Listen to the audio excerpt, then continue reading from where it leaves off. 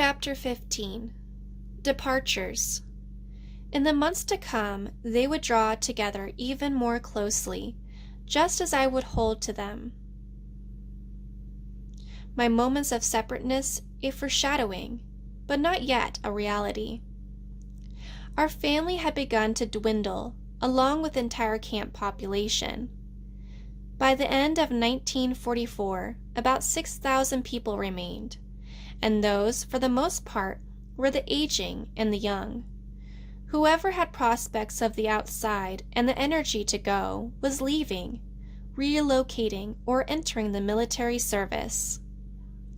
No one could blame them. To the most of the Nisei, anything looked better than remaining in the camp.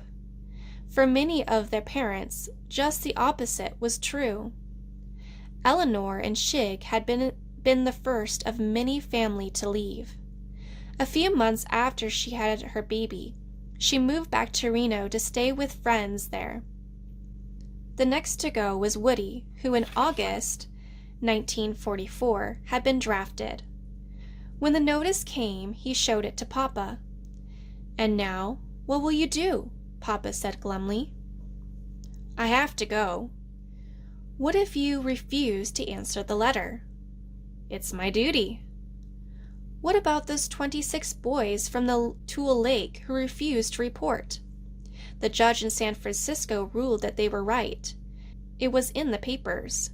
You can't lock somebody up because he might be disloyal and then make him join the army.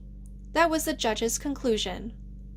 "Well, right now Tom Dabashi, who used to live over in Block 9, is in jail in Los Angeles for refusing to report for his physical." "He was already in jail." Woody blinked, missing the point at first. Then he grinned. "Come on, Pop. It's not that bad out here. Not anymore." "Then why don't you stay?" "I'm gonna stay for a while, until they call me up. They put me in the reserve unit in camp. It could be months. Maybe the war will be over by then." His unit was called up in November. We all went down to see them off at the main gate. 19 young men in their teens and 20s, some wearing suits and ties, some like Woody wearing overcoats and neck scarves against the cold, carrying satchels, traveling bags, shaving kits. They lined up too deep for a photo that ran later in the camp paper. Then we watched Woody join the shuffling line and climb aboard. For me, it was almost like watching Papa leave again. I didn't know where he was going or understand quite why. When his bus pulled out, I only knew that if anything happened to him, the world would probably be coming to an end, because nothing could happen to Woody. He had always been so solid. I hugged Mama while we watched his final wave through the window. His mustache lifted above the whimsical smile, as if we had all just pulled a fast one on the world. Jizu was with us, waving back. This made it almost like the day, 3 years earlier, we had watched the boats sail out of San Pedro Harbor, except that Jizu had 2 children now, and instead of a handful of fishermen's wives, there were 500 others with us.